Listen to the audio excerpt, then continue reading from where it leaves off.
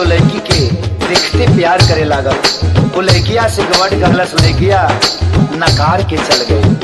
तो लड़कवा गवट गा रहे कि चेहरा सुनर हो खेता छुपावले ना जाला, चाहे वाला के ऐसे सतावले ना जाला। ई नजरिया ना सभे